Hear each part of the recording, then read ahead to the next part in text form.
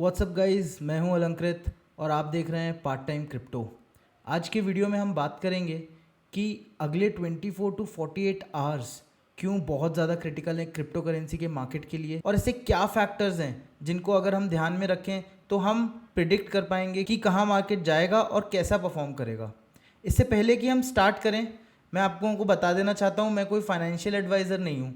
ये बस मेरा एनालिसिस है क्रिप्टो करेंसी के मार्केट्स का, और ऐसा हो सकता है कि आपका एनालिसिस अलग हो, और अगर ऐसा है तो वो और अच्छा है, क्योंकि जितने ज़्यादा डाइवर्सिफाइड ओपिनियंस हमारे पास होंगे हम उतने ही अच्छे ट्रेडर्स और इन्वेस्टर्स बनेंगे।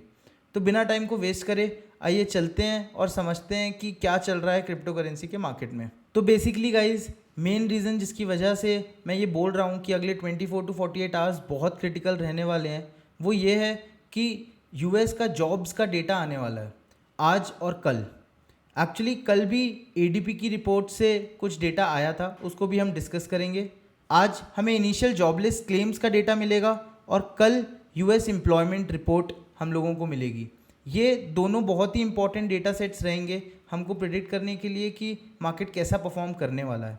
एक्चुअली अगर आप देखें तो कल एडीपी की रिपोर्ट आई थी जिसमें जॉब्स का डेटा काफ़ी डाउन था।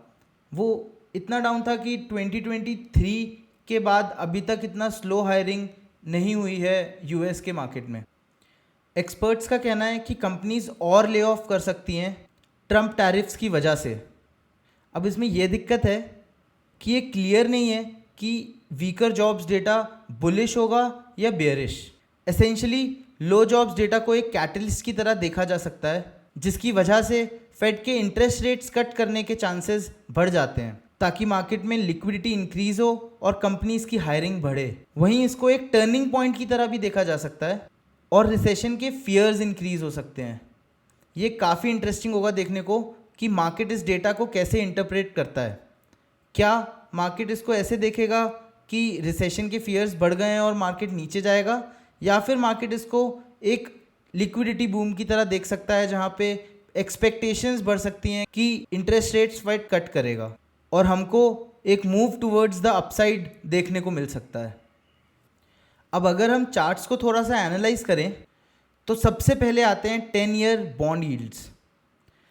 अगर हम 10 year US treasury bond yields का डेटा एनालाइज करें तो हम देख सकते हैं कि इसने अपना एक long term ascending wedge pattern तोड़ दिया है।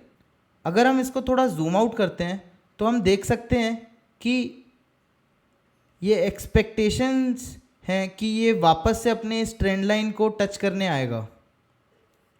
ये यहाँ के सपोर्ट रीजन के हिसाब से भी एक अच्छा पॉइंट रहेगा, और मैं इसलिए एक्सपेक्ट कर रहा हूँ कि ये जो बॉन्ड यील्ड्स हैं ये 3.8% के आसपास वापस से आके अपने आप को टेस्ट करेगा। ये काफ़ी इंटरेस्टिंग हो सकता है क्रिप्टो करेंसी मार्केट्स के लिए, बिकॉज लोअर बॉन्ड यील्ड्स का मतलब लोअर इंटरेस्ट रेट्स, और लोअर इंटरेस्ट रेट्स का मतलब रिस्क एसेट्स में पैसा फ्लो होने के चांसेस काफ़ी बढ़ जाएंगे। लास्ट चीज़ जो मैं बोलना चाहूँगा इससे पहले कि हम और चार्ट्स में जाएं, कि क्रिप्टो के लिए आइडियल कंडीशन होगी अगर इन्फ्लेशन लो हो और unemployment rate high, basically weaker economy.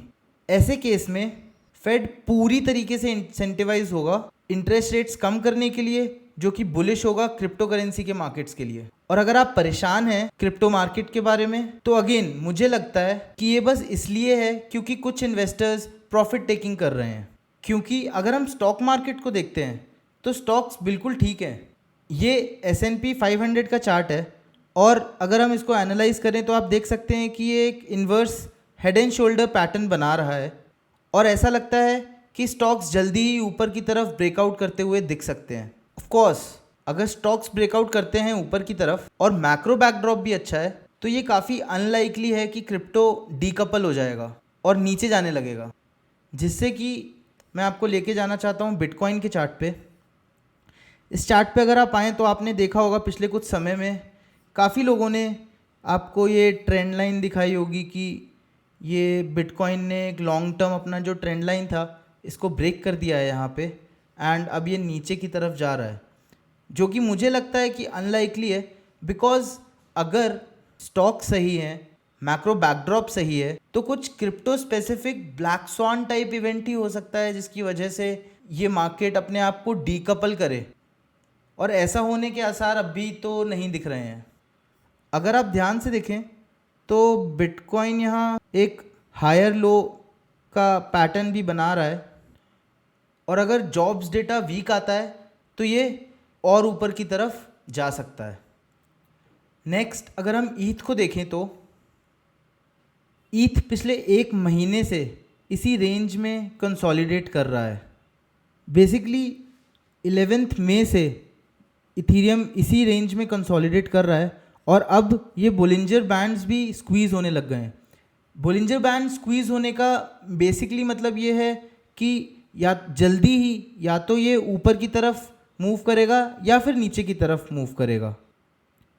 और अगर हम थोड़ा जूम आउट करते हैं इसी चार्ट पे तो आप देख सकते हैं कि इथीरियम बेसिकली अभी तक एक बॉटमिंग पैटर्न दिखा चुका है, और फिर यहाँ से वापस ऊपर की तरफ जाना चालू कर रहा है।